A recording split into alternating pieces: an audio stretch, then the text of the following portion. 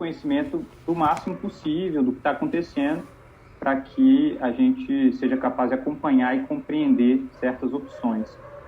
Na conversa de hoje a gente vai falar sobre a Medusa, então, que é uma das 3 górgonas, ela que constitui um mito já muito importante para os antigos, porque da perspectiva da sociedade grega antiga, conglomera uma série de temores, traumas próprios de uma sociedade muito falocêntrica, que vê, então, na figura do herói masculino, representante das potências olímpicas, então, dos deuses do panteão, uma forma de civilização do mundo bárbaro, do mundo monstruoso, e que, nesse mito específico da Medusa, encena uma série de conflitos, portanto, dessas divindades olímpicas contra as divindades quitônicas, as divindades da terra, né, do submundo, das sombras, da noite, do gênero masculino contra o feminino, isso aparece também, do humano contra o animal, contra a animalidade, e, enfim, do logos, da razão, do discurso racional, contra o pathos, a paixão, isso que é da ordem das emoções. Para tentar entender, então, como isso se manifesta, eu volto para algumas dessas manifestações mais antigas e começo fazendo referência a um texto que está naquele último livro que eu mostrei para vocês, editado pelo Jean-Pierre Vernon, com o Vidal-Naquet, sobre mito e tragédia na Grécia Antiga, em que, num dos textos, o Vernon, em associação com a Françoise Frontisy de Croux, vão se voltar para representações da Medusa, desde o final do período arcaico, pelo período clássico em diante, então, em termos de séculos aí, século VIII até século IV, III, antes da Era Comum, em que as representações da Medusa sempre trabalham na chave da facialidade. Então, uma frontalidade da face que encara de frente o espectador, de modo geral, com olhos ameaçadores, e isso é interessante porque chama atenção para o caráter apotropaico do olhar da Medusa. Apotropaico quer dizer capaz de afastar o mal, né? Então, que faz com que quem quer que o encare vire-se de costas imediatamente por medo desse olhar. E não é à toa que esse tipo de adorno, né, a face da Medusa ou a face das górgonas, de modo geral, seja colocado em templos, em praças, em residências particulares, em ateliês de artesãos, com o objetivo de afastar ladrões, afastar criminosos, afastar pessoas com más intenções.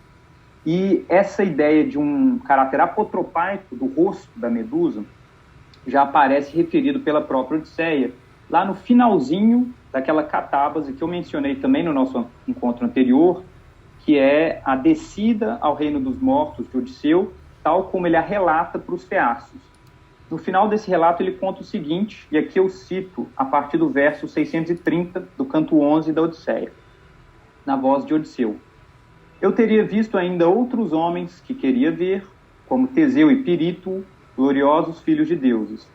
Porém, antes que tal acontecesse, surgiram aos milhares as raças dos mortos, com alarido sobrenatural.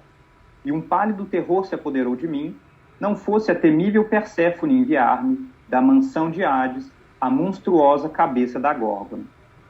Essa é uma passagem muito interessante, eu cito aqui na tradução do Frederico Lourenço, porque Odisseu está ali alimentando o desejo de ver ainda os mortos, de continuar a alimentar esse prazer da visão, mas é justamente o medo despertado por esse alarido que evoca a chegada do rosto de uma górgona, especificamente da Medusa, que ele se volta e decide parar de contemplar com medo de ser petrificado pelo olhar da Medusa. Então isso aparece numa fonte muito antiga para nós, que é um poema homérico, a Odisseia. Vejam que, então, a cabeça da Medusa marca aí o limite do que é o mundo dos mortos e o mundo dos vivos, Odisseu sendo alertado de que, se ele continuar ali tempo demais, ele pode, eventualmente, se tornar um dos mortos desse reino. Essa é uma referência, portanto, que nos mostra, digamos, o estado final da Medusa, como ela chega depois de um longo processo. Mas para a gente ter uma outra informação sobre como ela se torna essa medusa, né, esse produto final, por assim dizer, é interessante a gente levar em conta o que se encontra representado na Teogonia de Hesíodo, esse poema que eu já mencionei também no nosso encontro anterior, e que é contemporâneo de Homero. Está ali no final do período arcaico, por volta do século VII, antes da Era Comum, e quando Hesíodo enumera a prole do mar com a terra, é um longo catálogo dos filhos, então, descendentes de mar com terra, ele narra o seguinte sobre a união incestuosa de dois desses filhos, Forces e Ceto. Ele diz: de Forces, Ceto gerou górgonas que habitam além do ínclito oceano, os confins da noite, além das Hespérides cantoras.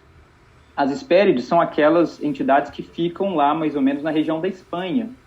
Elas fazem parte de um dos últimos trabalhos de Héracles, e aquilo era, digamos, o limite do mundo conhecido por os gregos, né? As colunas de Héracles, ali no Estreito de Gibraltar. Para além daquilo, eles não sabiam direito o que existia, e é, portanto, o lugar onde habitam essas górgonas. Esteno, Euríale e Medusa. São três. Mas vejam que ele fala sobre a terceira. Medusa, que sofreu o funesto. Ela era mortal, as outras imortais e sem velhice, ambas.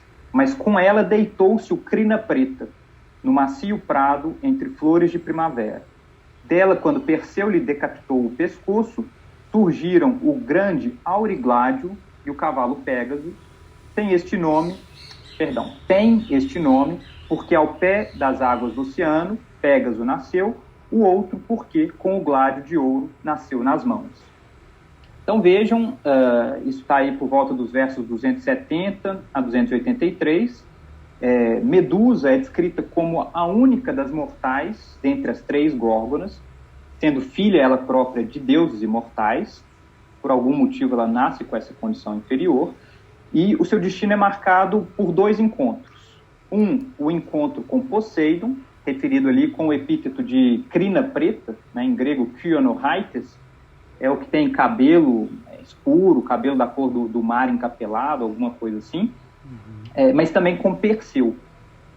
Não há muitos detalhes aqui sobre o tipo de relação sexual que ela tem com Poseidon. A gente sabe que ela se deitou com ele, o verbo é meio genérico, e depois, tendo sido enfrentada por Perseu, quando sua cabeça é decapitada pelo herói, nascem aqueles frutos da união com o Poseidon, que são o cavalo alado Pégaso, então um cavalo monstruoso, e um gigante, Aurigládio.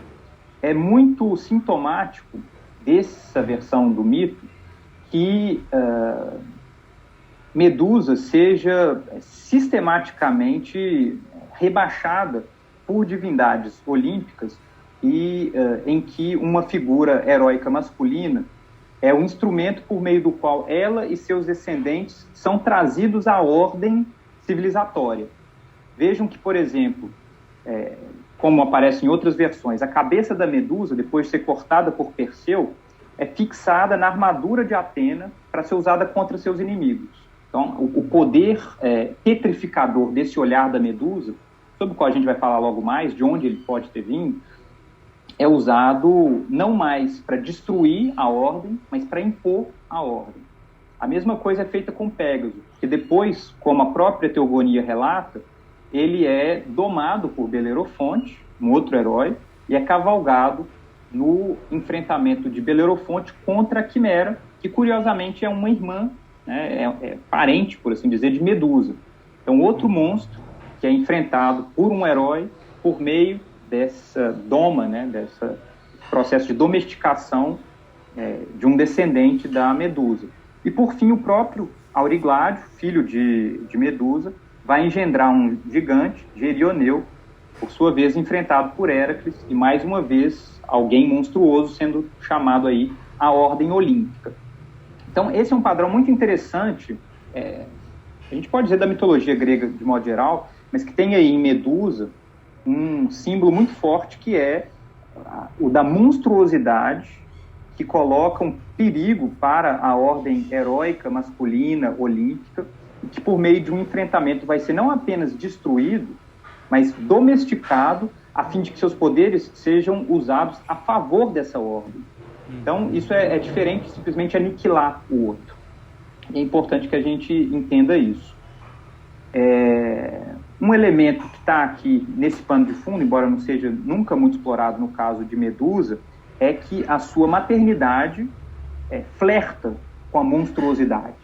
Então, é como se o que é retratado como uma espécie de infração sexual da própria Medusa, a gente vai, obviamente, problematizar isso agora, fosse visto da perspectiva de uma maternidade monstruosa. E isso dá muito o que pensar. É comum no mito grego monstros, mães e mães monstruosas aparecerem aí encarnando uma série de medos típicos dessa sociedade masculina, né, ou de dominação masculina. Haveria muitas outras fontes antigas para o mito de Medusa, como, por exemplo, a biblioteca atribuída a Pseudo-Apolodoro, né, a gente diz que é Pseudo-Apolodoro por isso, né, porque essa autoria não é confirmada, porque lá ele apresenta a versão da perspectiva de Perseu com muitos detalhes. Quais são os itens que ele tem que adquirir, como pouco a pouco ele vai passando pelas aventuras até conseguir destruir esse monstro. Mas eu queria trazer a versão de Ovídio, das Metamorfoses, porque Ovídio, pelo menos na minha leitura, é alguém que, dentro de uma tradição helenística de produção da poesia, consegue dominar diferentes versões de um mito e explorar aquelas que apresentam mais dissonância para certos valores hegemônicos na sua época. Quem conhece, por exemplo, a produção elegíaca de Ovídio, sabe muito bem que ele se contrapõe abertamente à política de Augusto em defesa do mos maiorum, né? Então, dos valores tradicionais, da família romana tradicional, ele se contrapõe muito abertamente a isso. E, a meu ver, várias das versões dos mitos que ele coloca nas Metamorfoses tem por objetivo se contrapor a uma certa visão hegemônica dos valores da sua época. E isso não é diferente aqui no caso de Medusa, em que o próprio Perseu relata sua façanha heróica e, na sequência, um dos seus interlocutores pergunta por que apenas Medusa, das 3 górgonas, é que tinha serpentes misturadas com os cabelos. Esse é um traço característico da representação da Medusa, não apenas a facialidade, o olhar, mas as serpentes que ela tem no lugar de cabelos. E Perseu, lá no livro 4 das Metamorfoses, a partir do verso 765, diz o seguinte: já que perguntas coisas dignas de serem contadas, eis a razão do que perguntas. Famosa por sua beleza, Medusa provocou a cobiça de muitos dos nobres, e em toda ela não havia parte mais digna de admiração do que os cabelos. Encontrei quem dissesse que a havia visto. Consta que o rei do mar, Poseidon, a desonrou num templo de Minerva, nome latino para Atena. Então, consta que Poseidon a desonrou num templo de Atena. Vejam que o verbo aí é uma metonímia, né? É um eufemismo para o estupro. Aqui não tem a menor dúvida, o ato sexual é caracterizado como estupro por parte de Poseidon contra Medusa no templo de Atena. Então, é um ato sacrílego em 2 níveis. Não apenas porque, então, ela foi estuprada, violentada, mas dentro de um templo de Atena, Minerva. A filha de Júpiter voltou-se e cobriu o casto rosto com a égide. Então, Minerva se mostra envergonhada pelo ato, e para que o fato não ficasse impune, mudou os cabelos da górgona em horrendas serpentes. Ainda agora, para aterrorizar e tolher de medo os seus inimigos, ostenta no peito as serpentes que criou. Então vejam, a condição monstruosa, né, de Medusa, ela parece advir nessa versão do mito da violência perpetrada por Poseidon contra a belíssima jovem, e dessa forma é como se a beleza de Medusa fosse apresentada de certa forma como a causa de sua perdição.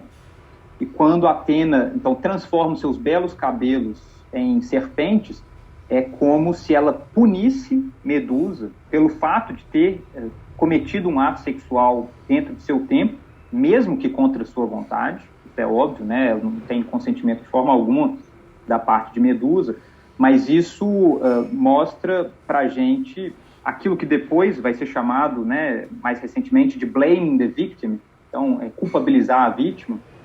E é interessante que, da perspectiva de Minerva, pouco importa se Medusa quis ou não. O fato é que o sacrilégio de cometer um ato sexual dentro do seu tempo precisa ser punido. É punida a mortal. Atena nem conseguiria exatamente punir Poseidon, o que é muito emblemático de uma ordem falocêntrica do poder, existindo lá nas estruturas de poder do Olimpo, obviamente com reflexo sobre o que são as estruturas de poder na ordem humana. Isso tudo me parece muito emblemático, e é essa versão do mito que me parece ser cada vez mais reivindicada por campanhas de conscientização da necessidade de denúncia, de proteção de vítimas de abuso sexual, de mulheres vítimas de abuso sexual. E, a meu ver, a maestria de Ovídio na representação desse mito é colocar na boca do próprio Perseu essa história, porque ele é tradicionalmente visto como um herói a ser elogiado por sua bravura no enfrentamento de Medusa, mas quando ele coloca dessa forma o que acontece com ela, a sua situação de vítima, né, a situação de Medusa enquanto vítima, fica ainda mais pungente, porque ela foi atingida não apenas por Poseidon, lá no início, então vítima do estupro de Poseidon, não apenas por Atena, então castigada por ter sido estuprada, mas depois pelo próprio Perseu, que vai decapitá-la. Então, assim, ela é vítima atrás de vítima, e isso fica muito claro na forma como Ovídio decide contar essa história. Isso é o que eu tinha para dizer sobre as medusas dos antigos. Eu vou passar a palavra para o professor Fábio Belo fazer as suas considerações acerca das medusas modernas, mas antes disso eu só queria atentar para o fato de que, durante boa parte dessa recepção moderna da figura de Medusa, a identificação com esses valores patriarcais, heróicos, racionais, foi muito grande, né? Desde as representações em pintura, estátua. Nos vem à mente, por exemplo, a pintura de Caravaggio, a estátua de Bernini, que a gente tem ali uma Medusa monstruosa, uma Medusa ameaçadora da ordem, que, por assim dizer, continuam, né, os valores antigos reivindicados. A meu ver, isso permanece, de certa forma, até uma certa leitura proposta pela psicanálise, que vai ser eventualmente questionada de diferentes modos, né?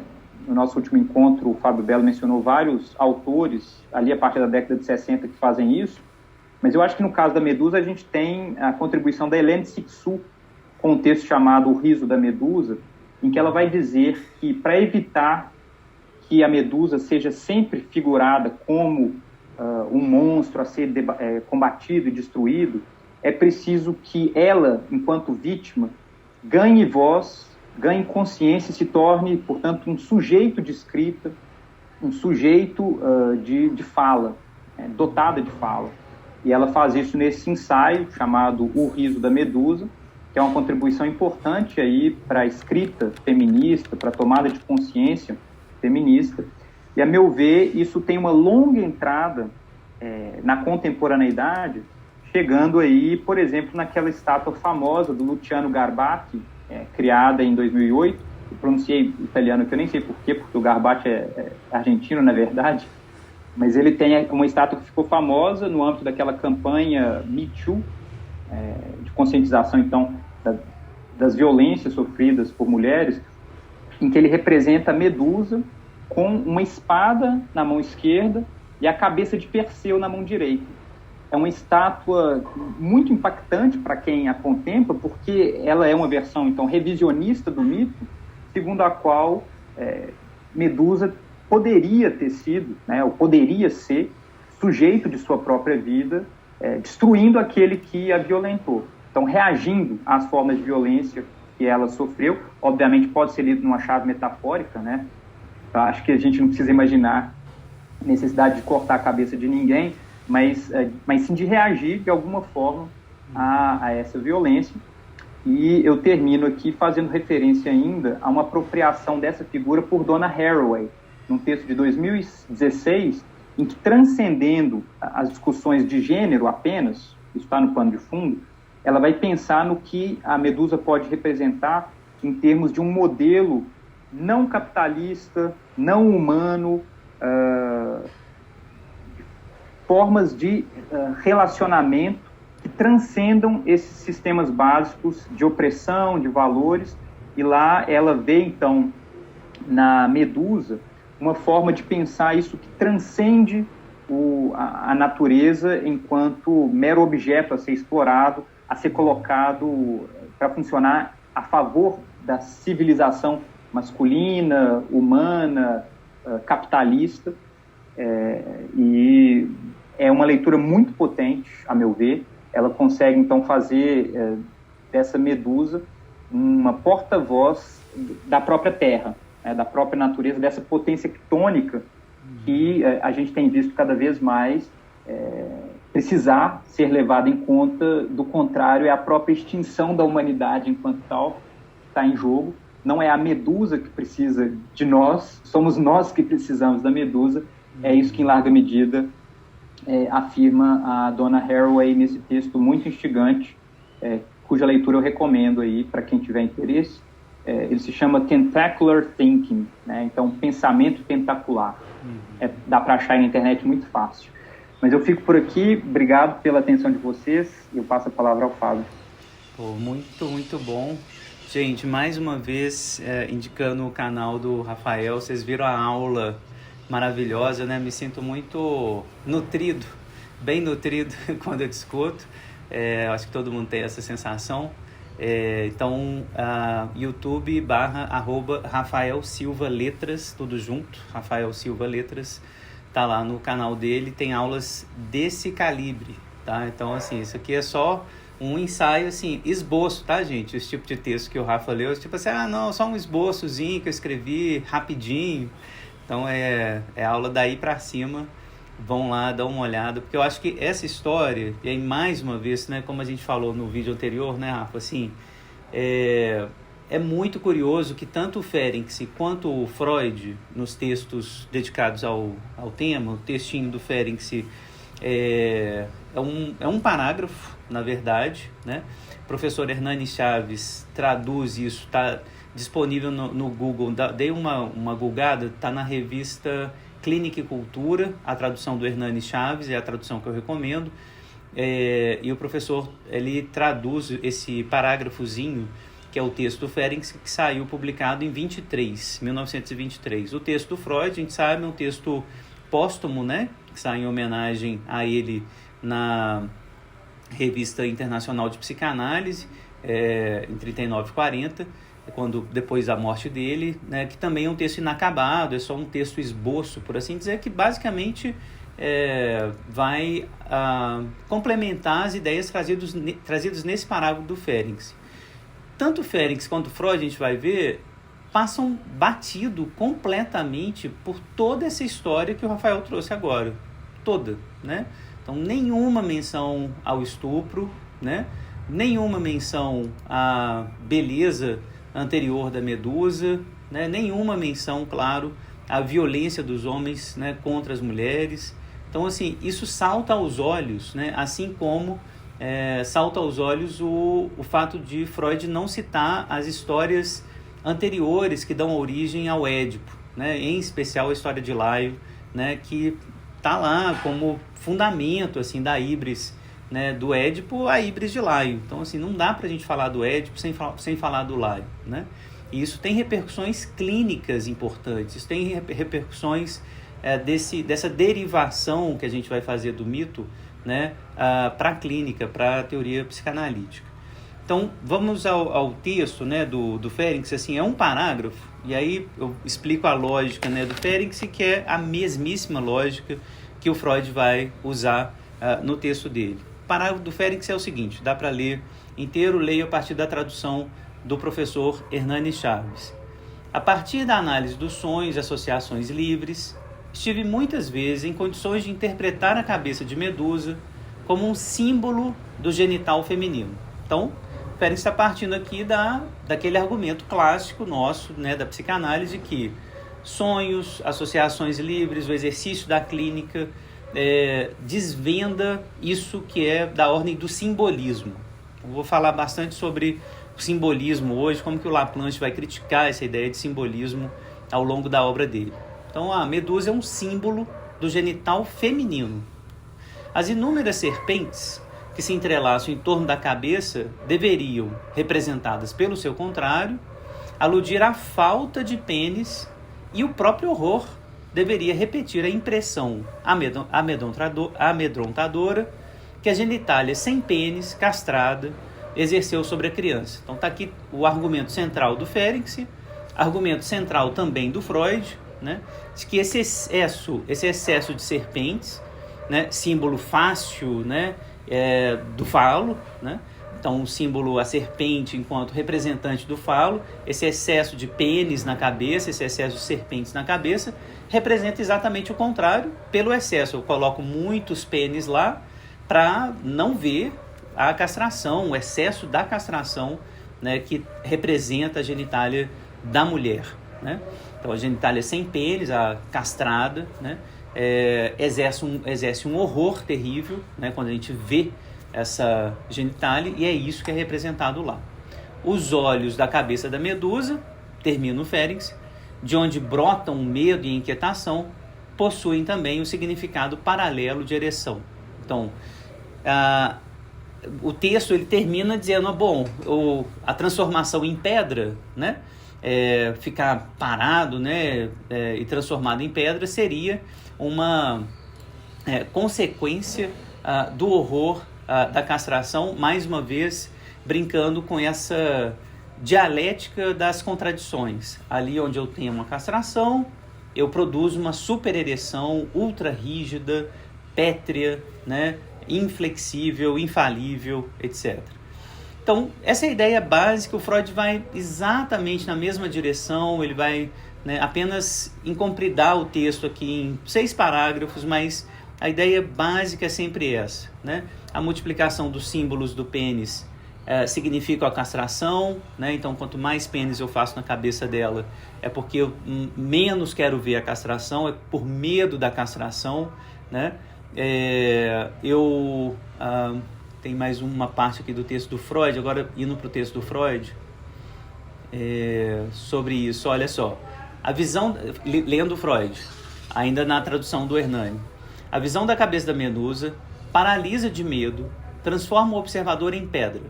A mesma ascendência a partir do complexo de castração e a mesma mudança afetiva, pois ficar paralisado significa a ereção, ou seja, na situação originária, a consolação do observador. Ele ainda tem um pênis, assegura-se disso por meio do seu enrijecimento. Então, esse membro masculino enrijecido serve como ação com poder de afastar o mal.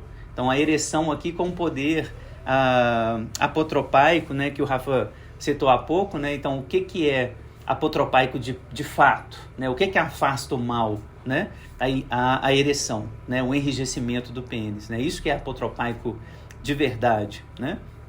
E não a morte, não a decapitação, né, etc. Mas devido a outro mecanismo, mostrar o pênis e todos os seus substitutos, quer dizer, não tenho medo diante de ti, eu vou te enfrentar, eu tenho um pênis, logo, esse é o outro caminho para a intimidação dos maus espíritos. Então, Freud termina, né, seguindo Ferenczi passo a passo aqui na interpretação dele, né? A ideia é essa. Muito bem, vamos falar um pouquinho dos argumentos aqui do Freud, baseado em outros textos dele, para a gente criticar essa ideia de castração, como que o Freud vai apresentar e como que o Laplanche vai criticar isso, né, ao longo da obra dele. Qual que é o problema dessa interpretação? Eu acho essa interpretação bastante problemática. Primeiro porque ela deixa de fora toda a história, né, mítica que o Rafael trouxe, né, anterior, do abuso principalmente, da violência, da beleza dela. Segundo porque reforça, a própria interpretação psicanalítica reforça, né, esse jogo binário, né, castrado, não castrado, fálico, castrado. Então vamos ver como que os laplanchianos estão pensando nisso, né? Em primeiro lugar, vamos lembrar que em textos como a Dissolução do Complexo de Édipo, né, um texto super importante do Freud, o Freud parece pressupor, gente, assim, como natural, inato, essa visão dos órgãos sexuais e as consequências psíquicas disso, né? Então, são 2 textos que eu quero que vocês leiam bem passo a passo, os 2 juntos. A dissolução do complexo de Édipo e as consequências psíquicas da diferença anatômica entre os sexos. São 2 textos do Freud que eu acho que tem que ser lidos juntos, né? Consequências psíquicas da diferença anatômica entre os sexos e a dissolução do complexo de Édipo. Nesses 2 textos, Freud está dizendo explicitamente a visão dos órgãos sexuais determina a dissolução do Édipo. É tão violento, principalmente ver a vulva, a ausência de pênis, a genitália da mulher, é tão violento isso para as meninas e para os meninos, que isso determina, de uma vez por todas, o fim do Édipo, a dissolução dele, né? O superego nasce de forma contundente a partir daí, da visão, né, do órgão sexual. Essa visão é muito naturalista para o Freud. Ele vê, então, a frase do Freud é basicamente essa: o menino vê o sexo da mulher, vê que não tem ali um pênis, se sente imediatamente angustiado, né, pela conclusão lógica de que o seu pênis também pode ser arrancado, né? Então tem uma fantasia inata, né? Freud vai várias vezes pressupor essa fantasia inata de que todos nós temos pênis. Todos nós deveríamos ter, né? Se não tem é porque foi arrancado, ou não cresceu, ou foi retirado, ou não foi dado, mas devia estar ali, né? Então essa fantasia inata, né, Freud chama de fantasia originária, fantasia sexual infantil, né, tá lá como pressuposto dessa angústia automática decorrente da visão do órgão genital das mulheres.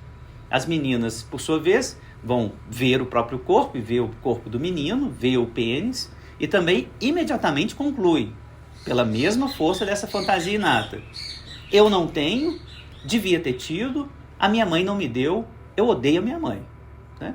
Eu quero um pênis, e aí entra naquela equação simbólica que o Freud vai fazer, né? Se eu não posso ter um pênis, eu vou ter um bebê, ou eu vou ter o pênis de alguém, né? Então esse encaminhamento da feminilidade é um pouco esse para o Freud, decorrente, insisto, da visão, né, do órgão genital, principalmente do órgão genital da mulher, né?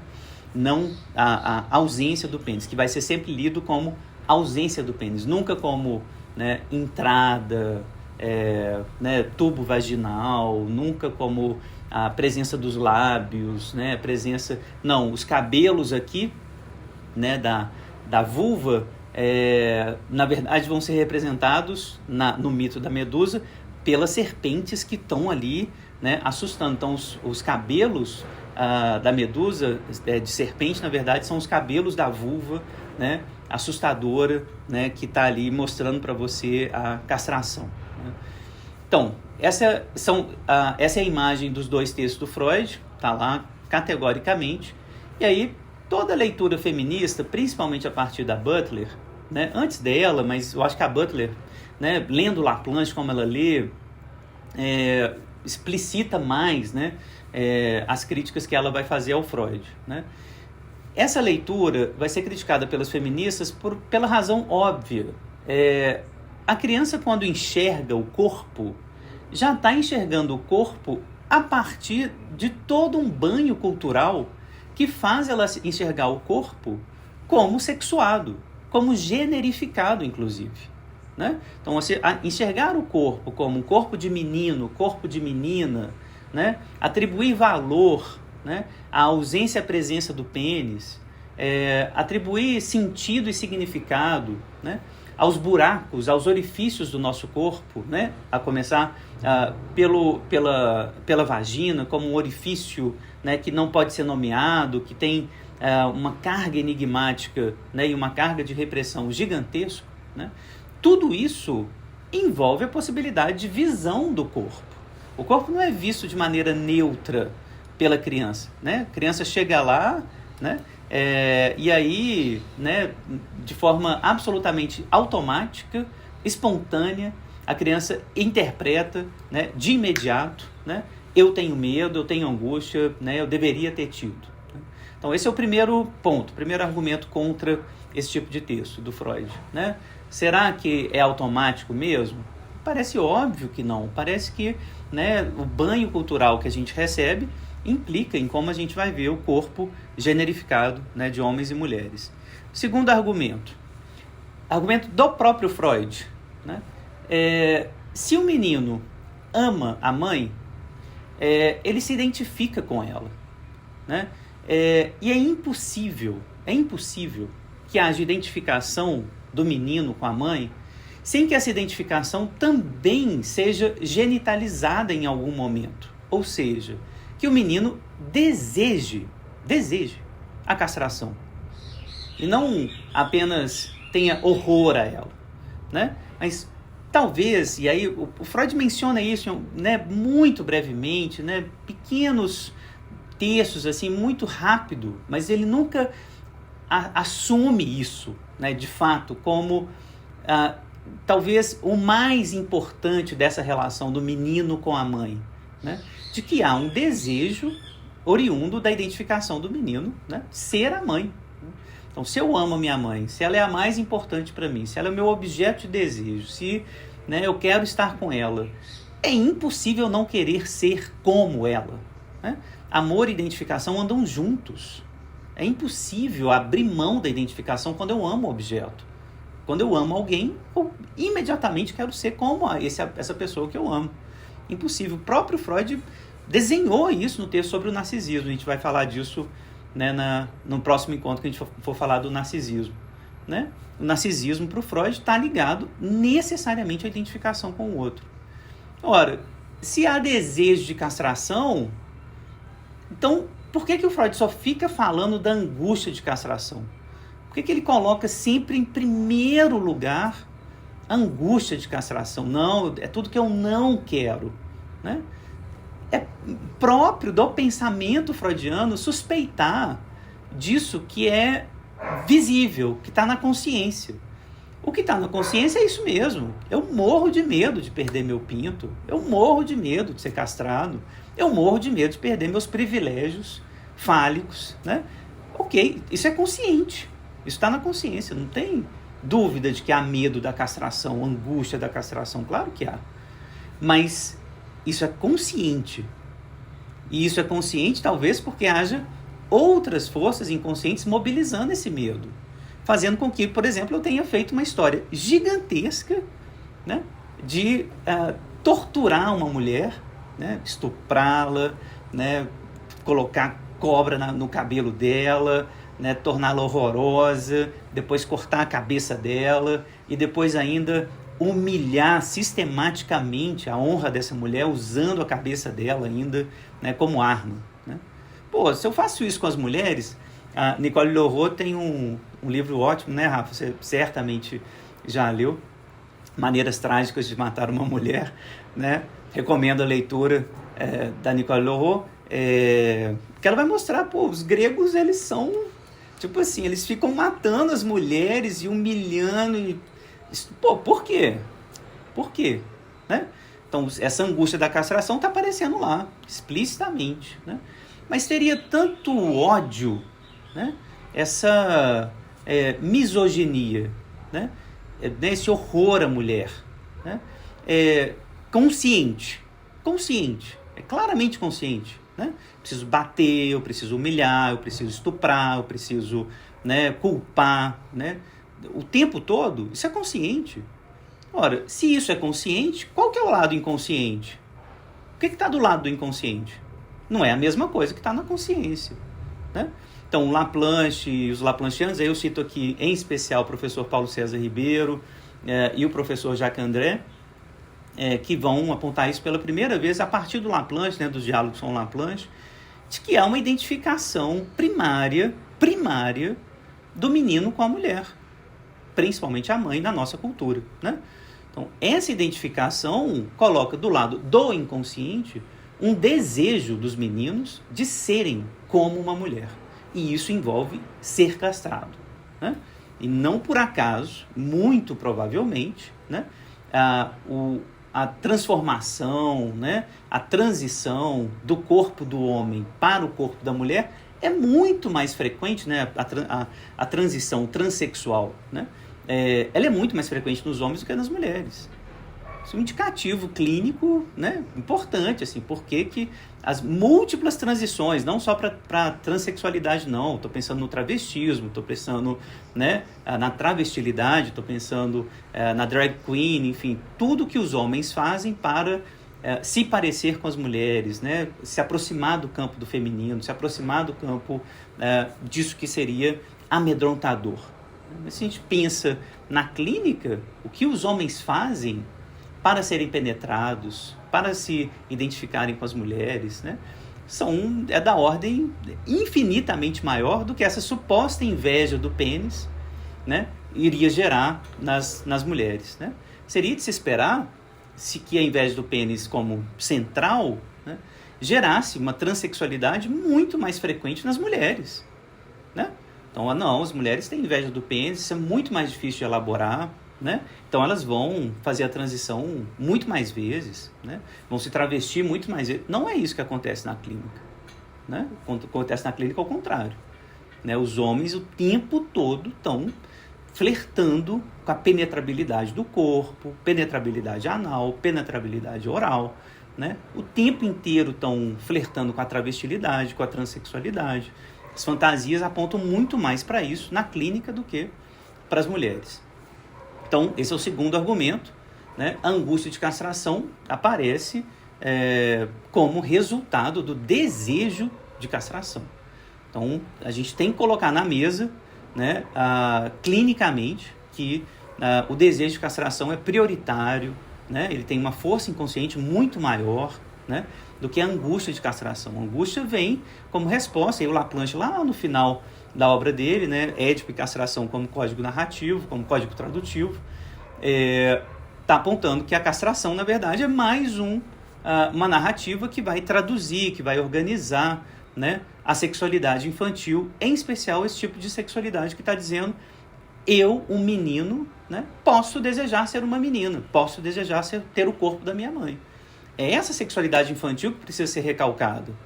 E essa é a tese da Judith Butler, né, que vai dizer essas identificações com a mãe, a identificação, inclusive, são duas coisas, né, para Butler que vão ser profundamente recalcadas nesse modelo familiar burguês, que o menino precisa recalcar: a identificação com a mãe e o amor homossexual ao pai, né, que são coisas inevitáveis. E aí esse recalcamento é tão violento para Butler, né, que a gente nem tem noção disso. Fica quase que da ordem da melancolia o recalcamento, porque a gente nem pode fazer o luto dessas perdas, né? Então, os livros da Butler são muito, muito importantes para a gente entender essa lógica hiperviolenta do recalcamento, da repressão disso. Reprimido isso com essa força, isso volta. O retorno do reprimido volta. Volta como misoginia, volta como hiperviolência, como homofobia, né? Essa é a tese da Butler. Por que os homens, né, a formação social da masculinidade, a formação do patriarcado é necessariamente misógino e homofóbico, né? Transfóbico também, evidentemente, né? Por quê? Porque está baseado num recalcamento absurdo do nosso desejo de ser uma mulher. Nos nossos desejos, né, de, por exemplo, né, amar o pai, de estar perto do pai, de ter uma relação amorosa com o pai, identificatória e amorosa. Mais uma vez, insisto, se tem amor, tem identificação, se tem identificação, tem amor. Então, a Butler está dizendo: olha, os meninos na sociedade patriarcal sofrem imensamente, né, por conta desse duplo recalcamento, um recalcamento brutal, né? É pior que recalcamento, porque assim, nem pode ficar conflito disso, tem que ser meio que rejeitado, né? Ela vai inclusive usar um termo, né, que a gente usa mais para psicose do que para neurose, a rejeição, a Verwerfung, né? Então está mais próximo da Verwerfung do que da Verdrängung, né? Mais próximo da rejeição do que do recalcamento. A gente pode nem pensar que a gente deseja se tornar uma mulher, ser como uma mulher, né, ou que a gente desejou alguma vez, né, amar o pai, ser amado pelo pai, ser copulado pelo pai, penetrado pelo pai, né, como o pai heterossexual, nesse modelo heterossexual, né, deseja, penetra a mãe. Então, todos esses desejos estão recalcados. Isso está do lado do inconsciente, né? Muito bem. Então, essa é a leitura do Laplanche com relação ao desejo / angústia de castração. Quando a gente pega um mito como Medusa, seria uma ótima oportunidade, como o Rafael mostrou, né, de pegar os antecedentes do mito, né, principalmente essa versão do Ovídio, que diz claramente, ela foi abusada. Ela foi abusada, está aqui, deixa eu abrir o texto do Rafa, consta que o rei do mar a desonrou num templo de Minerva. Templo no qual ela era sacerdotisa, né, Rafa? Uma coisa assim, né? E então, se ele foi lá, estuprou a menina, né? E aí, né, a Atena vai lá e ainda pune, né? Porque deve ter sido isso que acontece, né? Não, eu vou te punir, né? Seja para ninguém fazer mais com você, então eu vou te transformar numa coisa horrorosa, seja porque é uma leitura mais contemporânea, né? Porque eu vou te culpar. A culpa foi sua, porque você é bonita demais, né? Inclusive mais bonita que eu, né? Talvez, aí toda essa lógica, né, de colocar as mulheres umas contra as outras, né? A competição, né? A coisa da competição da beleza, né? Então, porque você é mais bonita que eu, inclusive, então eu vou te transformar, né, numa monstruosidade, né? E aí começa todo o ciclo, né, de punição, né, e humilhação, né, da Medusa, né? Esse antecedente tem que estar no jogo da interpretação psicanalítica. A gente não pode interpretar simplesmente, né, metade do mito e deixar o antecedente que fabrica o mito, propriamente dito, né? Então, o que está em jogo aqui, do ponto de vista do inconsciente, para mim, né?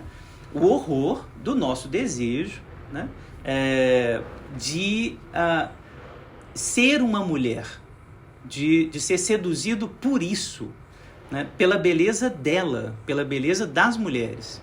É esse o horror, não é o horror da castração, né, porque a gente vai perder alguma coisa. Isso aparece, sem dúvida, isso se articula, a angústia da castração vai se articular em algum momento. Mas vamos pensar em como que esse binarismo, né, homem, mulher, masculino, feminino, fálico, castrado, como que esse binarismo precisa ser sustentado, antes de tudo, pela recusa do nosso desejo oriundo, né, dessa sedução materna, edípica, da cena edípica, né, que faz com que os homens, principalmente essa é a força, né, dos homens não poderem ser uma mulher, não se identificar como uma mulher, não poder se aproximar dela sem ser abduzido por essa força, principalmente a beleza, né, de querer se identificar com elas. Então, a minha interpretação passaria necessariamente por aí, né, de que o que está em jogo nesse mito, né, e aí a leitura que você trouxe no final, Rafa, assim, da Haraway, é ótima, né, porque se de início, né, o que traz a força do mito é a distinção o tempo todo, né, entre masculino e feminino, né, esse binarismo bobo, né, que tenta organizar a sexualidade humana, né, com a Haraway, né, com a leitura dela, tem uma dobra, né, um pli, né, que é a distinção entre animalidade e humanidade, né, que está muito articulada a essa distinção binária também entre os gêneros, né? A Haraway vai mostrar isso várias vezes, né? Como que esses binarismos se articulam, né? Que eles não estão soltos, eles não desaparecem, porque, para dizer muito rapidamente, a mulher vai estar sempre no campo da animalidade, né? Na cultura patriarcal. É mais fácil colocar a mulher lá, o escravo lá, o escravizado vai estar do lado da animalidade. A gente vai colocar do lado da animalidade aqueles que podem ser explorados, mortos, humilhados, usados, né, é isso, está no campo da animalidade. Então, assim, pensar no mito da Medusa sem pensar no cenário de fundo, né, nesse contexto, né, patriarcal que está todo montado para destruir a mulher, maneiras trágicas de se matar uma mulher, né, é reforçar, eu termino dizendo isso, né, eu acho que é um pouco a tese da Butler, um pouco, né, do que a gente, né, as feministas mais contemporâneas estão dizendo. A psicanálise corre um risco de reforçando o mito binarista, né, reforçar essa própria lógica da cultura como se fosse uma lógica inata. Esse é o perigo, né, de que o medo da castração é inato, logo, né, eu preciso fazer isso que, né, os deuses fizeram lá com a Medusa, né? Não, o que o Laplanche vai mostrar nos textos dele toda essa conversa sobre castração, toda essa conversa sobre Édipo é uma construção para recalcar uma sexualidade livre, né, a sexualidade infantil, essas identificações, esses amores. Então, a identificação do menino com a mãe, o amor do menino para o pai. É isso que tem que ser recalcado pela ordem patriarcal. E isso volta, isso retorna como ódio à mulher, como ódio ao homossexual, como ódio aos animais também. A animalidade que está sempre sendo utilizada para justificar, para garantir, para tornar mais um álibi, né? Fazer um álibi justificável de que, eu estou batendo numa mulher, mas ela está mais próxima da natureza mesmo. Ela não é muito humana, né? É Eva que conversa com a serpente, né? E aí, rapidamente, né, aí eu passo a palavra para você para a gente bater bola, né? No mito judaico, quem conversa com a serpente, quem está mais próxima da animalidade é Eva, né? Então, assim, não é por acaso também, de novo, né, assim, que as mulheres, né, o feminino vai ser colocado como aquilo que vai levar o homem à derrocada, é aquilo que vai nos distrair, né? Aquilo que vai levar a gente para o mal, né? Isso me parece, se isso está na consciência, gente, se isso é o texto escrito, valor de face do texto, obviamente isso não é o inconsciente. O inconsciente é outra coisa, que não está no texto, não está lá explícito, né? Então, né, não é exatamente a castração que está no inconsciente, né? É o desejo de, né, que tem a ver com a mistura, que tem a ver com né, a indiferenciação dos sexos, né? A ruptura desse binarismo que, na verdade, organiza, que torna as coisas mais sustentáveis, né? Para uma concepção fálica, né, do que é o sujeito. O sujeito ele é fálico, ele tem que estar integrado, ele tem que ser separado do outro, né? Todo esse tipo de desenvolvimento, desse amadurecimento, por assim dizer, psíquico, precisa desse tipo de defesa, né? Agora, tem que ser essa defesa, né? O fálico castrado necessariamente, né? E é uma questão que o Paulo César e o Felipe Lattange, né, colegas do grupo Laplanche, sempre colocam para mim, né? O fálico castrado tem que ser uma defesa, a defesa que organiza a nossa cultura para sempre? A gente conseguiria fazer cultura humana sem que a distinção fálico castrado fosse a distinção central da nossa identidade?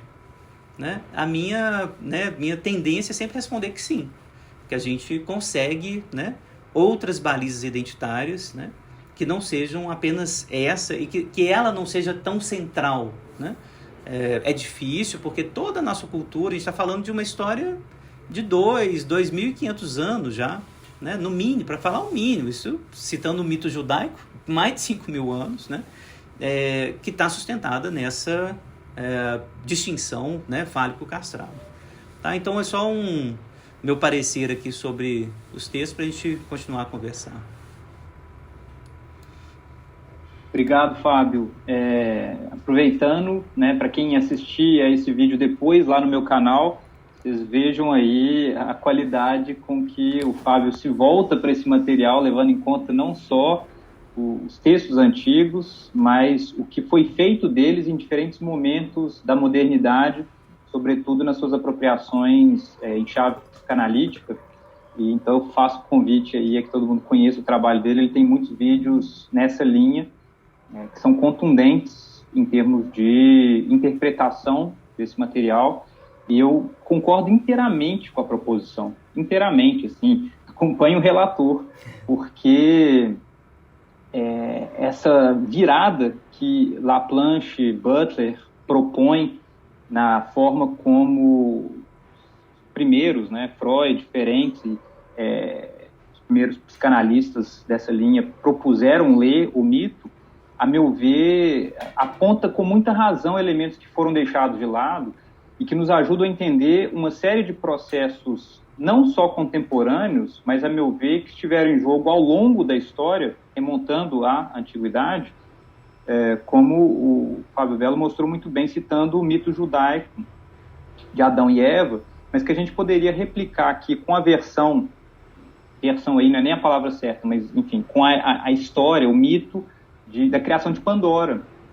Tem muitos elementos parecidos. Ela é chamada de Pandora, que recebe todos os dons, numa alusão algo irônica da parte de Zeus, da parte de Hermes, de que ela foi criada como um mal para punir os seres humanos por terem almejado se igualar, de certa forma, com os deuses a partir da posse do fogo. Isso está dentro do mito mais amplo de Prometeu. Então, a ideia de que o homem, por meio da técnica, vai se tornando cada vez mais divino e que ele precisa, então, pagar por isso.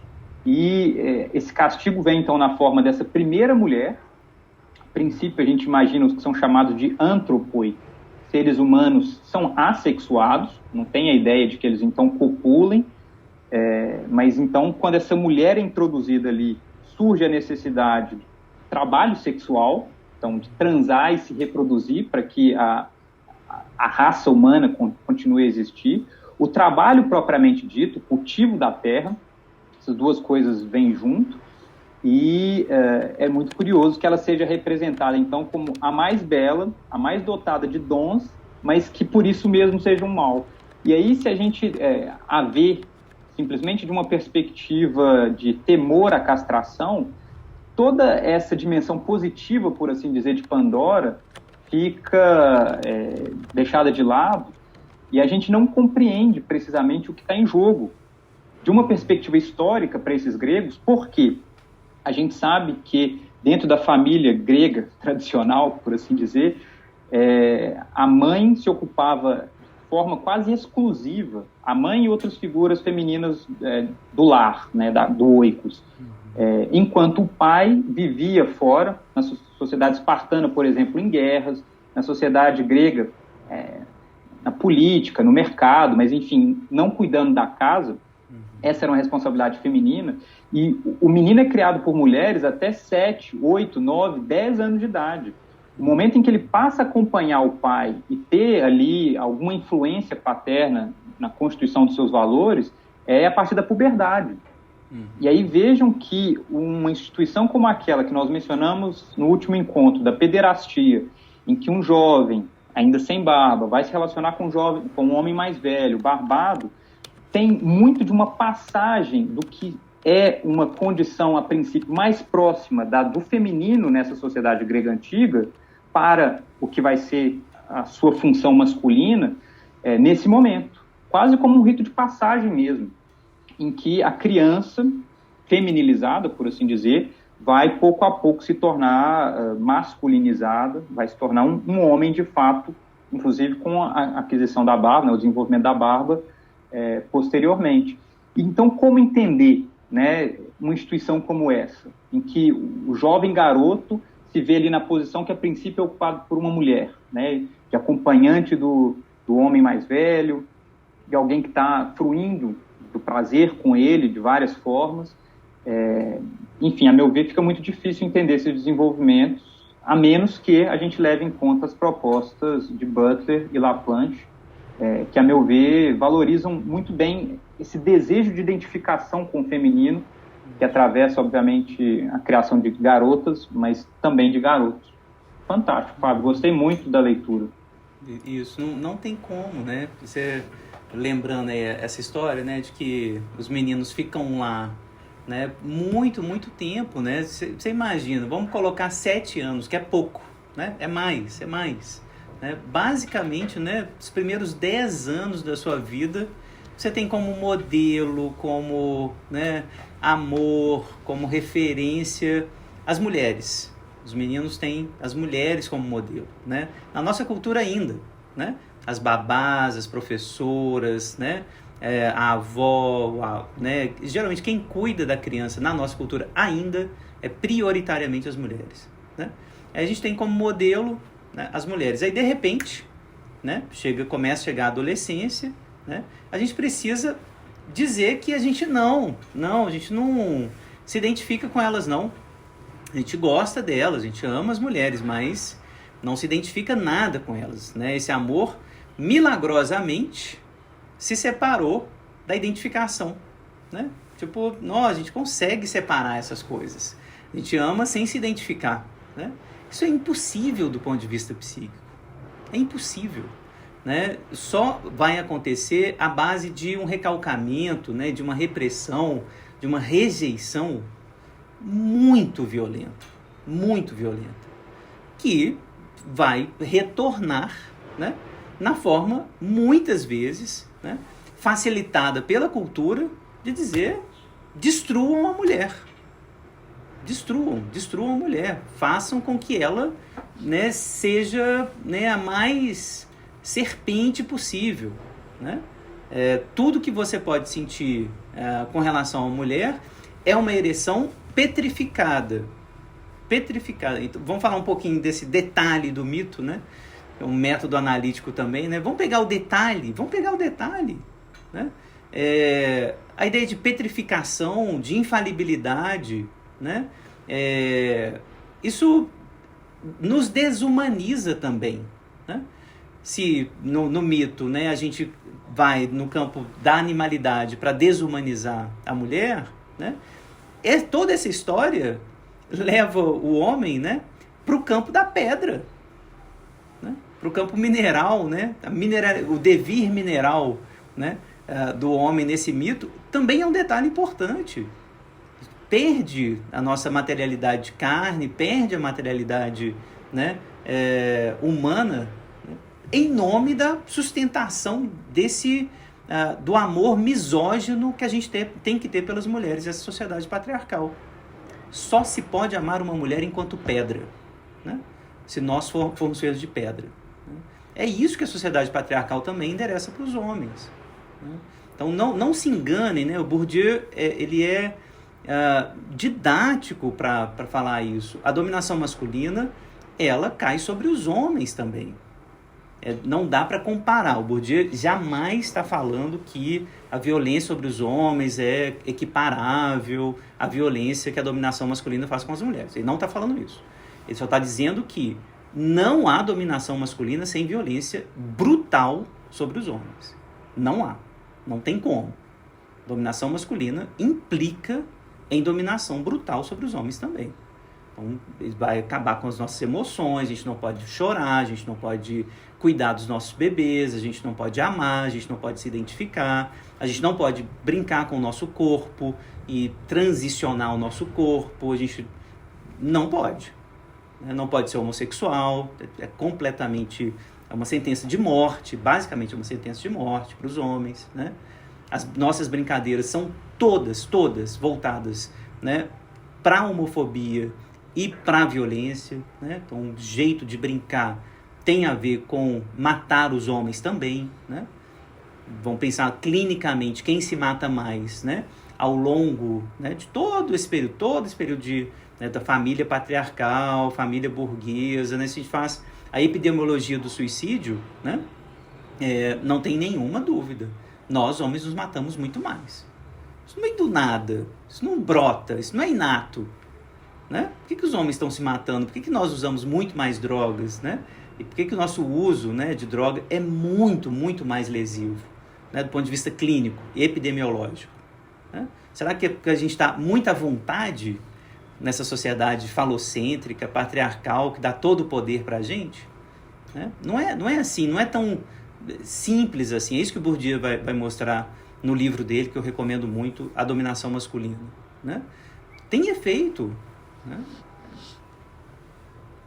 Sem dúvida, Fábio. E é interessante a gente pensar num elemento a mais desse mito, que é a maternidade, porque as sociedades tradicionais têm uma consciência muito clara de que elas dependem para a sua manutenção de maternidade constante e saudável, de modo geral legítima, mas não necessariamente. Tem sempre um cuidado muito grande por parte dessas sociedades patriarcais de manter as mulheres legítimas em casa, trancafiadas muitas vezes, para garantir a legitimidade dos herdeiros. Isso às vezes causa sobressalto assim, em estudantes mais jovens, falam, mas por que isso? A causa imediata, né, de se trancar as mulheres legítimas em casa, o que a gente encontra nos próprios textos é isso, garantir a legitimidade dos herdeiros. Mas é muito curioso em termos de procedimento, e eu acho que essa nossa conversa ajuda a esclarecer o que tem de estranho nisso, que frequentemente uma instituição tão importante quanto a maternidade seja frequentemente representada na chave da desconfiança. Dessa mesma desconfiança que é a que se volta contra a mulher, que é caracterizada nas fontes gregas como dotada de cara de cadela. Então, fazendo referência aí a uma espécie de sexualidade incontrolada, né, que simplesmente não vê muita distinção entre os parceiros. Ela que é astuta, que é dotada de uma palavra enganosa, que é dotada de um desejo incontrolável. Isso aparece, por exemplo, no poema Trabalhos e Dias, de Hesíodo, onde está o mito de Pandora. Lá um fazendeiro reclama que depois de muito trabalhar durante o verão, ele chega em casa e encontra a mulher com os calores da cama e já está cansado, ele não dá conta exatamente de corresponder àquelas expectativas.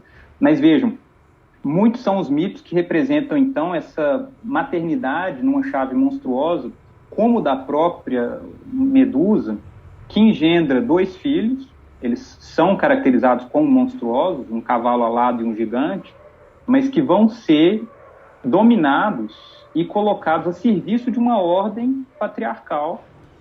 E aí me parece que, em larga medida, a representação negativa da maternidade passa por uma tentativa de desidentificação, para ver aquilo como um objeto a ser dominado, muito mais do que um objeto com o qual se identificar, a fim de colocá-lo a serviço dessa mesma ordem que sistematicamente, em termos estruturais, hierárquicos, vai privilegiar, portanto, homens em detrimento de mulheres, seres humanos em detrimento de animais, a razão em detrimento da emoção, com as consequências que a gente conhece em termos de formação de estruturas de opressão que chegam até os dias de hoje.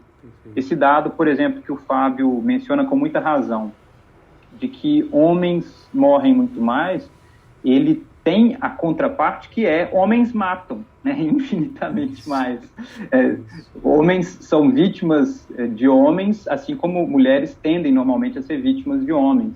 Então, são estruturas que se reproduzem e que, para serem revistas, têm que ser revistas nos seus pressupostos. Esses todos que nós estamos revisitando aqui. Então, é isso. Eu gostei muito do que tem aparecido nessa nossa conversa, porque mostra que a psicanálise, se a princípio, nas suas descobertas, está se dando conta de certas estruturas de opressão historicamente constituídas, ela parece, a princípio, tentar universalizá-las, como se elas valessem em qualquer contexto, valessem quase como na chave de uma natureza dada. Mas o que as leituras mais recentes têm mostrado é que essas são construções históricas. E aí a conversa com os estudos clássicos, os estudos da antiguidade, a antropologia, levando em conta, então, outras sociedades, ajuda, me parece, a colocar a psicanálise nos trilhos corretos para compreender o que são os nossos próprios processos psíquicos de formação do sujeito. Perfeito. Perfeito, é esse o ponto. Só pegando o gancho, né, dessa coisa da gravidez que você trouxe, muito, muito bom, da maternidade, da maternagem, com a psicanálise, gente, assim, se o Freud está falando da inveja do pênis, com razão, né, conscientemente, né, inclusive conscientemente, né, uma mulher, né, por ser inteligente, né, é óbvio que ela vai invejar o pênis, e é óbvio que ela vai invejar o poder que o pênis tem, e, enfim, mesmo pelas razões que o Freud atribui, é maior, pode ter mais prazer, razões infantis que a criança está ali pensando, né? Ora, se o Freud está estabelecendo isso, né, lá no mundo infantil, por que não estabelecer, como a Melanie Klein, Karen Horney vão fazer, também com muita razão, o homem invejar de forma muito profunda o seio, o útero, a capacidade de gerar bebês, de amamentar bebês, que são coisas que os homens não têm. Então, assim, é de se esperar que homens, meninos, tenham inveja do útero, tenham inveja do seio, né?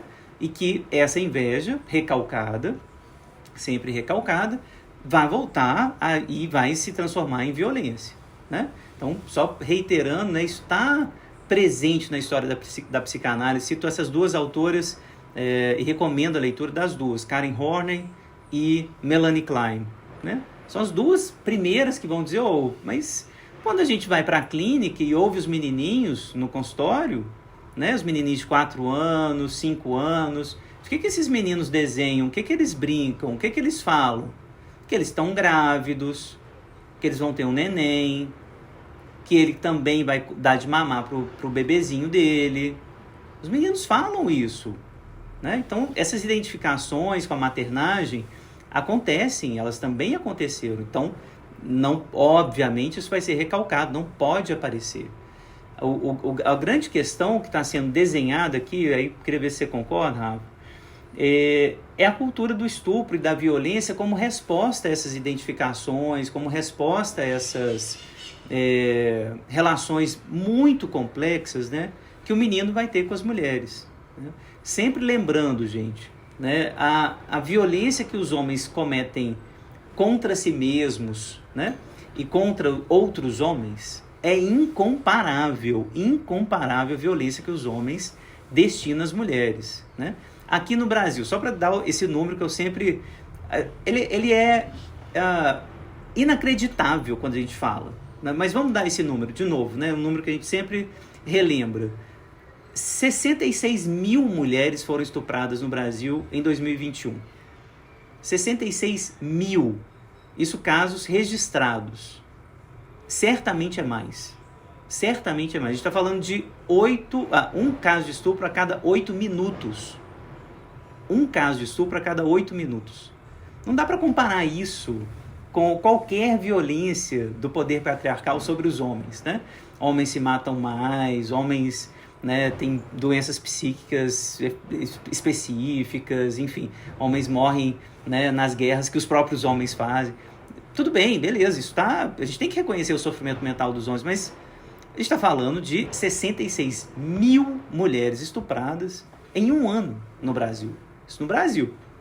Sendo que, detalhe importantíssimo, 60% dessas mulheres, têm até 13 anos. Até 13. Mais da metade das mulheres estupradas no Brasil são crianças. Mais da metade, 60%. Isso dá a dimensão do horror, do ódio misógino, né, que o patriarcado produz. Não dá para continuar com a interpretação muito simplificadora de angústia da castração para explicar isso. Não dá, né? Faz sentido, né? Tá na mesa. Essa interpretação tem que estar na mesa, sim. Angústia da castração, beleza. Mas vamos colocá-la no lugar certo. Ela é secundária, ela vem depois, né? Ela tem que vir depois. É muito ódio, né? Então, primeiro vem a inveja, né? Vem a identificação com a mulher, né? E todo o sistema está montado para ser misógino, homofóbico, exatamente para nos livrar, né? Em especial os homens, dessa identificação. É isso que angustia. O que angustia o sujeito é que essas engrenagens de gênero, elas podem cair muito rápido. Elas não se sustentam, elas não têm a garantia biológica que elas gostariam de ter. Não, homem é homem. Nasci com pinto? Sou homem, está garantido. Não tem garantia, não tem. E esses sistemas religiosos, esses sistemas morais, gostariam que o gênero fosse garantido de forma natural. Não é, e não vai ser. Então, por isso a violência vem como resposta, assim, de que tem que ser. Não vou aceitar, né? Mulheres no poder, mulheres sexualizadas, mulheres que desejam, né? É esse o ponto. Perfeito, Fábio. Tem uma colocação da Heloína, ela diz assim no chat: essa dominação seria uma tentativa de conter o que amedronta, no caso, a mulher? Eu diria assim que, sem dúvida alguma, conter o que amedronta, mas também conter o que fascina, nessa chave do que o Fábio Belo propôs para a gente hoje. Porque, se por um lado, os homens que durante tantos séculos foram praticamente os únicos que falaram sobre esse tema, mulher, se mostraram sempre amedrontados diante de uma sexualidade que eles não compreendiam plenamente. E aqui eu posso citar um exemplo mitológico muito emblemático. Tiresias é um nome meio genérico para um adivinho da antiguidade, ele aparece em várias histórias, mas dentro de uma delas, ele teria cruzado o caminho de duas serpentes transando e meio pudorado, enfim, as versões do mito variam aí para explicar o porquê de ele intervir. Ele intervém e separa, né, essas duas serpentes em cópula e como uma espécie de punição, ou para que ele aprendesse a compreender que a cópula tem um papel importante assim, na reprodução da sociedade, na manutenção da sociedade, ele tem o seu sexo trocado. E aí Tiresias vive a sexualidade como mulher. E num dado momento ele consegue voltar para a sexualidade masculina, e vida que segue. Mas quando Zeus comenta com Hera que a mulher tem muito mais prazer do que o homem, e Hera truca, Hera diz, não, o prazer dos dois é igual, não existe essa ideia de uma mulher que tem muito mais prazer. Eles vão tirar dúvida com Tiresias, que teria sido então alguém que provou da sexualidade dos dois lados, e ele diz, das 10 partes do sexo, uma volta para o homem, 9 são da mulher. Então, assim, obviamente esse é um mito que provavelmente tem uma criação masculina, mas que aponta para essa ideia de que os homens invejam, de certa forma, o prazer de que as mulheres conseguem desfrutar por meio do gozo no sexo, e isso está no pano de fundo de vários escritos misóginos de homens querendo conter a sexualidade feminina. Então, isso que eles não entendem, isso que, de certa forma, eles admiram, mas eu digo mais, isso de que eles dependem. E isso aparece em vários e vários mitos gregos, o mal que o homem, o sexo masculino, tem em admitir a sua dependência de algo que só a mulher tem, que é a capacidade de gerar filhos. Isso aparece, por exemplo, em mitos como o Íon, é uma peça escrita por Eurípides, em que o desejo de ter um filho, sem precisar depender de uma mulher, chega ao ponto de um dado personagem ir ao templo de Apolo, depositar uma quantidade de moedas e tirar de lá uma criança.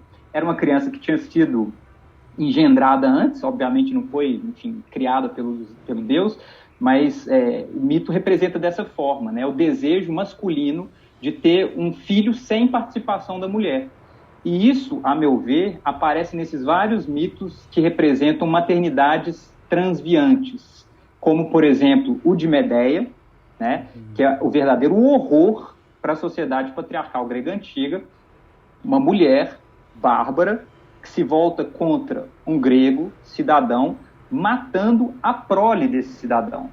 Então, ela não é apenas uma mulher infértil, uma mulher que não dá filhos, que já seria ruim o bastante. Ela é uma mulher que mata os próprios filhos. Algo análogo ao que é representado no mito das Amazonas. São mulheres que resolvem simplesmente viver sem homens, elas desenvolvem capacidades guerreiras, apontando então para o fato de que os gregos reconheciam em mulheres a igual potencialidade para desenvolver em termos físicos, bélicos, o que quer que seja, mas que para reproduzir estupravam homens em invasões violentas de cidades. Elas iam até os homens, copulavam com eles à força, e quando nasciam delas homens, elas ou abandonavam ou mutilavam, para que eles não pudessem eventualmente se rebelar. Então elas cortavam, por exemplo, uma perna, um braço, para que a criança não crescesse e conseguisse se rebelar, e criavam apenas as mulheres. Então vejam, isso aí constitui o verdadeiro horror do homem grego, que é a possibilidade de uma sociedade plenamente autônoma, formada estritamente por mulheres. Então eu acho que tudo isso aponta para esse jogo em que fascínio, temor, mas ao mesmo tempo o reconhecimento de uma dependência entram como elementos no que homens fazem, no que homens enxergam que devem fazer com mulheres, desde a sociedade grega antiga, e eu acho que até os dias de hoje. Muito, muito bom. Excelente associação. A pergunta do Breno aqui me traz uma lembrança aqui que eu quero falar. O Breno fala assim: o mistério que envolve o feminino é mais fascinante que a obviedade fálica. Breno, esse é uma das consequências desse jogo, né, de dominação que engendrou o código feminino, masculino, homem, mulher, né? Qual que é a consequência? O feminino é misterioso. O Freud vai falar que a mulher é um continente negro, né? E aí todas as repercussões também raciais dessa metáfora do Freud, né? A mulher é um continente negro, a mulher, né, é misteriosa, né?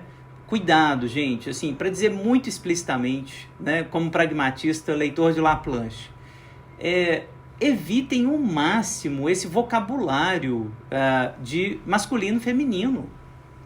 Isso é recalcamento secundário. Isso é claramente falso, é claramente um joguinho binário, tosco, pobre, para tentar controlar a sexualidade humana, para tentar controlar o desejo humano, né? Que é absolutamente plural. Né? O Laplanche tem uma aula linda no curso dele sobre a castração, que ele fala assim: olha, o campo do pulsional é o campo da diversidade. A mesma coisa você falar das cores, por exemplo. Vamos falar de todas as cores? Esse é o campo do pulsional. O campo da diferença, que é o percurso que essa dicotomia fálico-castrado quer fazer, que é passar da diversidade para o campo da diferença binária e opositiva, diferença binária e opositiva, é como transformar todas as cores em preto e branco. Vermelho e azul. Rosa e azul, né, para falar como a Damares.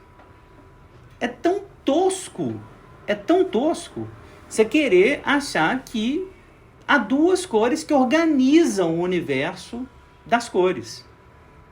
Parem de falar de feminino, masculino. Isso não é discurso da psicanálise. Não é. Né? Não é isso que está no inconsciente. Não é isso que está lá no fundo. O que está no fundo, o que está no inconsciente, o que está perto da sexualidade infantil, perto da pulsão parcial, das pulsões mesmo, não tem gênero. O que vem cobrir o desejo, né, a força descomunal do desejo, que vem organizar isso, é essa conversa mole. Masculino, feminino, fálico, castrado, pode ou não pode ter bebê, pode ou não pode ter pênis.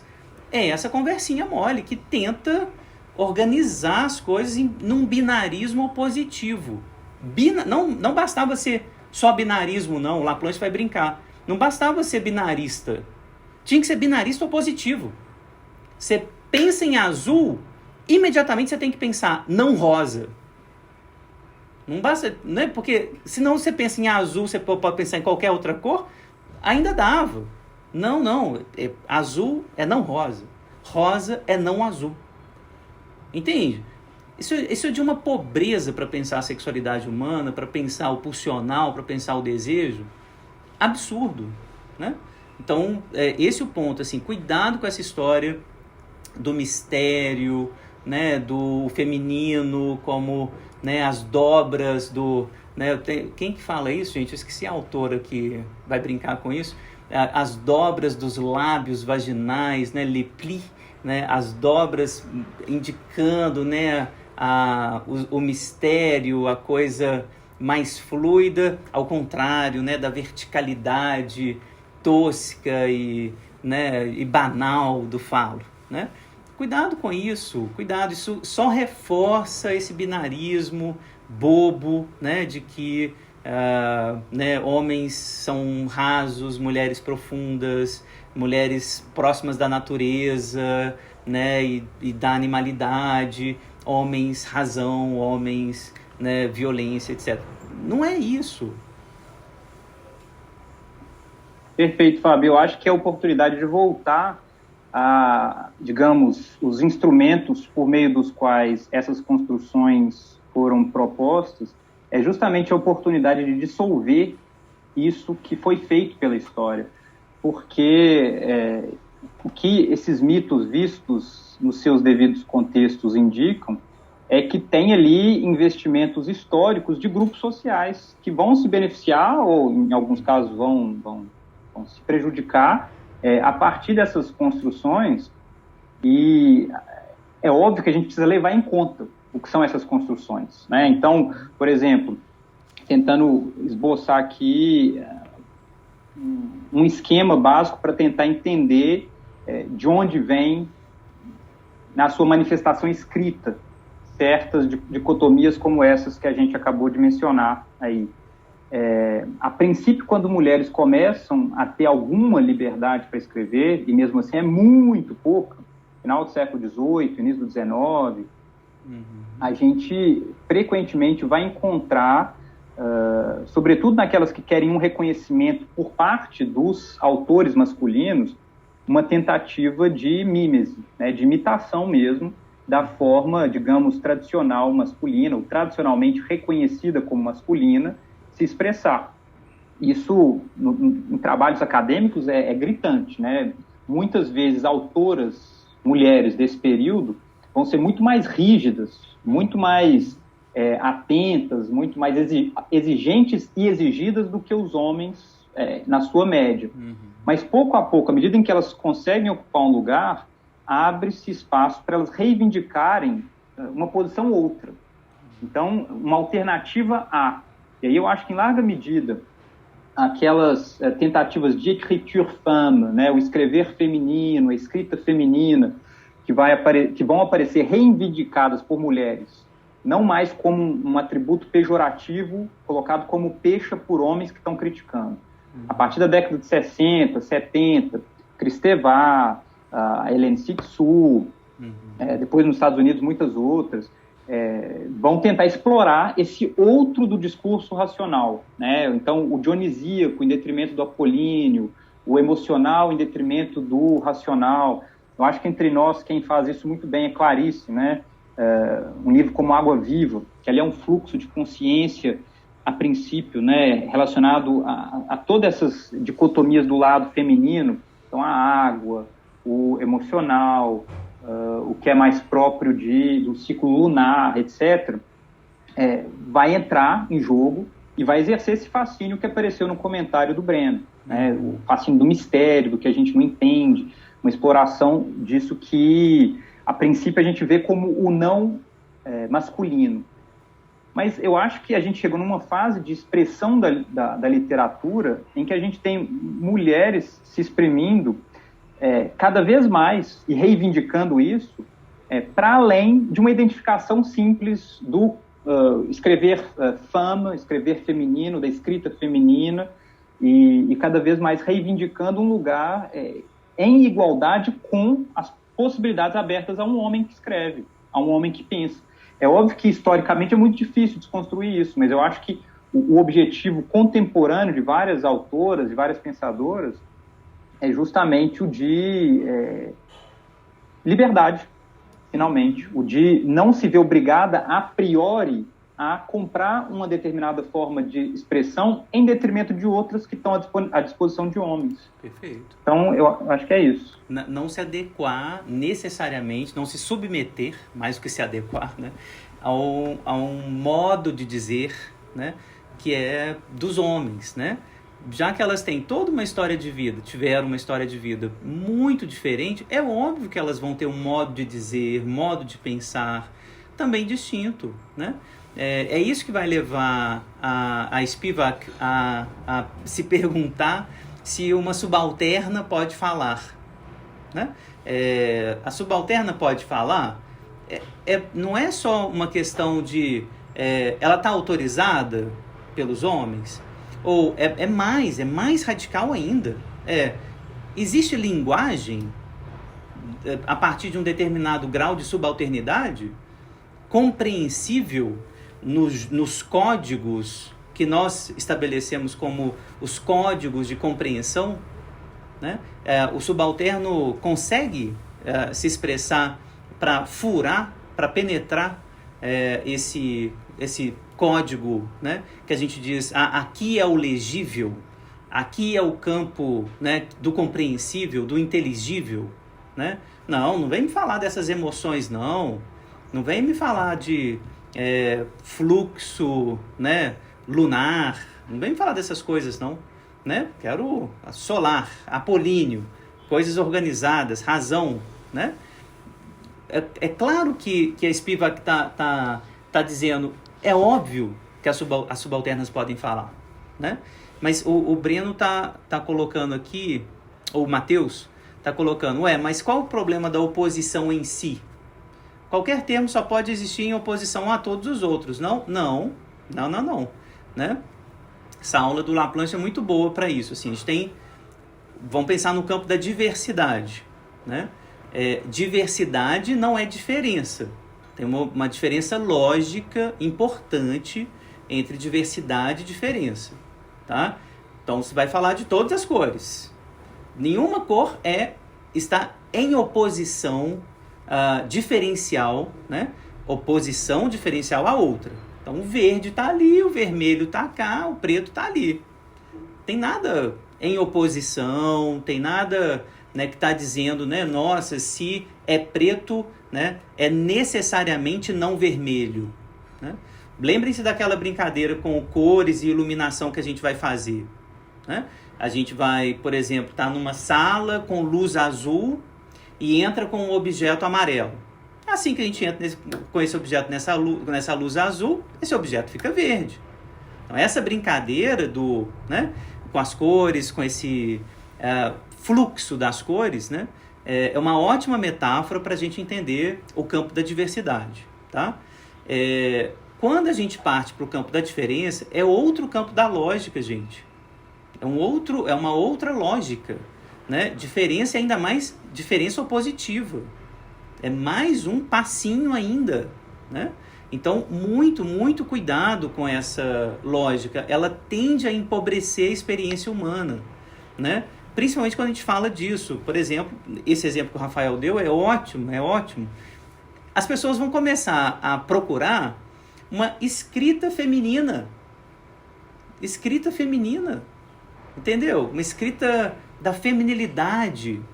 Isso vai ganhando contornos de essência, de uma essência. Qual que é a essência da feminilidade, então?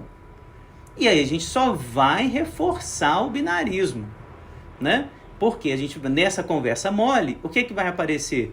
A feminilidade tem a ver com os afetos, com a fluidez, com a fase lunar. Então a gente vai sempre associar mulher a esse campo. De novo, os homens não têm acesso a isso. Os homens não podem ter acesso aos afetos. E, obviamente, do outro lado também, né? As mulheres não podem ser racionais. As mulheres não podem ter uma escrita técnica racional. Não vão poder ser engenheira, né? Cérebro de mulher, pensar matematicamente, impossível, né? Quando a gente pensa em mulher, nosso modelo aqui da escrita feminina é Clarice Lispector, que o Rafa citou. É a Clarice Lispector. Não é a Patrícia Mello. Né? Mas vamos ler a Patrícia Mello. Ah, não, a Patrícia Mello é uma imitação do Rubem Fonseca. Não é. Leiam lá. Ela é foda. Ela sabe escrever romance policial, ela sabe escrever sobre violência, ela domina a técnica. Né? Primeira escritora que inventou um gênero do horror, que com Frankenstein, foi uma mulher. Ela inventou um gênero que depois os homens se apropriaram. Foi uma mulher que inventou esse gênero.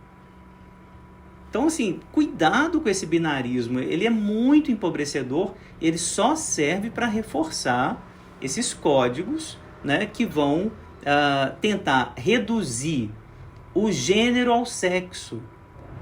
É isso que o Laplanche quer quebrar.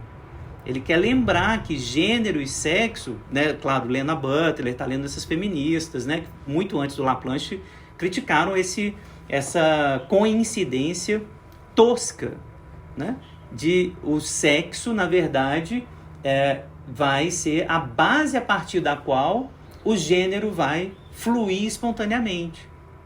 Não, o que o Laplanche está mostrando, que as feministas mostraram antes dele, o gênero está sendo imposto ao sexo. O gênero tenta cobrir o sexo.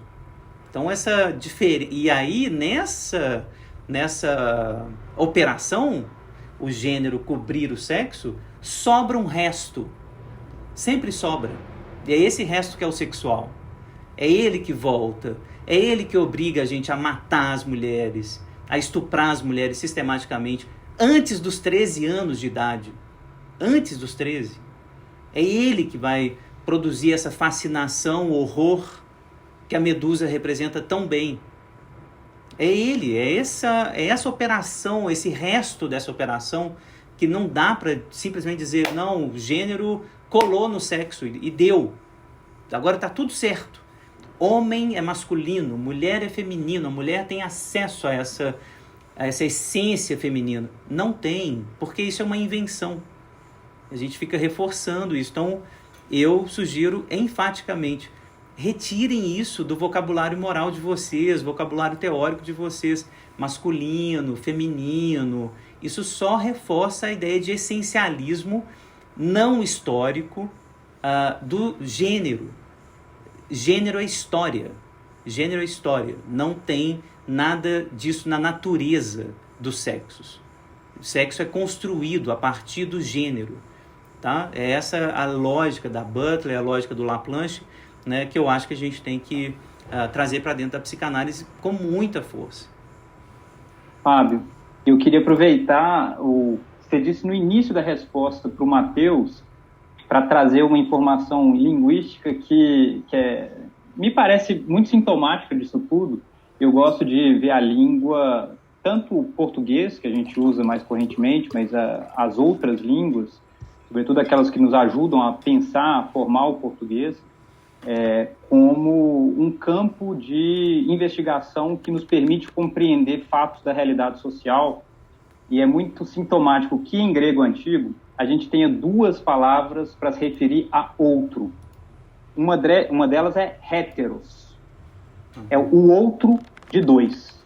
Tem dois, o outro do um é o heteros. Mas a gente tem outra palavra, que é allos, que é outro no sentido de simplesmente qualquer outro. E é muito curioso que, para a gente estabelecer o nosso sistema sexual binário, a gente tenha justamente escolhido falar de heterossexualidade, homossexualidade, mas não de alossexualidade. Seria uma sexualidade outra com relação a qualquer outra coisa, sem uma oposição específica a uma forma única, né? Então, eu acho que isso reforça bem o que você disse. Muito bom, excelente. As feministas brincam, né? A Butler traz isso em outros textos dela também. Tipo assim, até o sexo, a gente esquece completamente, por exemplo, das pessoas intersexo, que não são poucas. Não são poucos, tipo assim, uma minoriazíssima, né? Sim, pode ser, né? Mas existem. Existem pessoas com dois sexos, pessoas com sexos muito distintos, né? Que vão produzir alguma coisa nesse sistema que não é tão hétero, né? Então, alos, que eu digo? É isso? Alos? Isso. Alos. É um adjetivo, então alos é a forma masculina. Ótimo. Alos, alon. Muito bom. Perfeito, né? A autora do Frankenstein, claro, não sei o nome dela aqui, então é bom citar, né? Mary Shelley, vale a pena ler o próprio livro. Mary Shelley, ela é a inventora desse gênero, né? Que a gente ama, né? Que é o gênero do terror, tá? Então, gente, é isso, né? Assim, olha as nossas associações livres, onde nos levam, né? Medusa nos leva longe, né? Mas eu acho que em homenagem a ela, né? A violência que ela sofreu, né? Assim, a gente precisa recuperar, né, esse mito também, nesse sentido, né? De que a gente não pode mais, né, se sentir tão confortável, né? Onde o discurso popular, né, que vai falar do fálico castrado, né, do horror à mulher, né, onde isso está aparecendo na consciência, a psicanálise não pode se sentir confortável aí, né? Ela tem que trazer o desconforto, né? Então, assim, mostrar que tem toda essa diferença sexual está participando do jogo consciente e está participando para escamotear outras coisas, né? Essa diversidade, esse campo da diversidade aí que o Laplanche está trazendo, o Rafael trouxe aí nesse termo grego super interessante, que vale a pena a gente articular depois com essa aula do Laplanche. Então, queria agradecer a presença de todo mundo, né? Mais uma vez agradecer ao Rafa pela parceria, né? Eu acho que essas livres associações são boas, assim. Vou deixar tudo salvo no podcast, vai estar a aula nos 2 canais, disponível publicamente para todo mundo. Compartilhem, né, com quem vocês acham que pode gostar da conversa. Acho que né, quanto mais pessoas participarem, melhor. Sem dúvida. Obrigado, Fábio. Aproveito aqui também para agradecer a presença do público, agradecer essa parceria que tem me alegrado demais, poder estabelecer um diálogo com alguém que pensa de forma tão afinada com questões contemporâneas, a partir de um arcabouço teórico muito sólido, que é o seu caso. É um prazer enorme conversar assim, porque as ideias fluem. Às vezes as pessoas podem ficar com a impressão de que a gente combina muito antes o que vai ser dito, mas é como você sugeriu. É na chave das associações livres, temas vão puxando temas, e eu acho que a gente consegue passar por várias questões importantes a partir desse mote inicial, de forma instigante para várias áreas, não apenas para a psicanálise, não apenas para a literatura, mas para pessoas que querem simplesmente se pensar enquanto pessoas no mundo contemporâneo. Eu tive esse retorno muito positivo, pessoal, pessoas que me escreveram mensagens dizendo: Rafael, adorei a live. Quando vocês ficam conversando lá sobre só estudos clássicos e tal, eu até acompanho, mas não sigo muito bem, me perco. Mas vocês, com o Fábio Belo, estão trazendo questões super contemporâneas que me dizem respeito enquanto mulher hoje, enquanto homem hoje. Então, eu queria compartilhar isso, que eu achei muito interessante em termos de retorno, sabe? Pessoas sendo sensibilizadas, tocadas, assim, pelo que a gente tem proposto. Muito bom, muito bom. Os gregos são mais atuais do que a gente imagina, né? É agora, assim, não é por acaso que o Freud usou, né? Foi lá, está conversando com eles, né? No próximo encontro sobre o narcisismo, né, isso vai ficar mais claro ainda, assim, como que, né, um conceito tão importante do Freud está lá, assim, ele foi... Por que ele teve que ir lá? Eu vou deixar essa questão para casa, já para vocês, né, que estão ouvindo a gente. Por que para falar sobre o amor por si mesmo, o Freud foi lá nos gregos pegar um mito, né, que está dizendo de uma morte trágica, né, do sujeito que se apaixona por si mesmo, tá? E por quê? Por que ele precisa disso? Né? Acho que esse é o mote para casa, né? É muito contemporâneo, vocês vão ver, né, falar de narcisismo de redes sociais, narcisismo Instagram, narcisismo YouTube, né? Vocês vão ver como que os gregos sabiam perfeitamente o que significa apaixonar por si mesmo, né? Como que isso é construído ao longo da história, né? O Rafael vai contar essa história pra gente. Excelente, Fábio. Eu ia citar aqui uma frase do Nietzsche, mas aproveitando o mote do Narciso, eu vou deixar como epígrafe do início do próximo encontro. Tá. Porque caiu como uma luva. Eu não tinha imaginado, mas caiu como uma luva. Então fica a promessa de começar com uma frase do Nietzsche, o nosso próximo encontro, que não é na semana que vem, né, que tem carnaval, é daqui a 2 semanas. Perfeito. Ótimo. Maravilha. Bom carnaval a todo mundo, então. E a gente se vê daqui a pouco, né? Daqui a 2, para falar sobre o Narciso. Vou cobrar a frase do Nietzsche. Valeu. Obrigado. Valeu, Fábio. Um abraço, pessoal. Tchau, tchau. Tchau, tchau.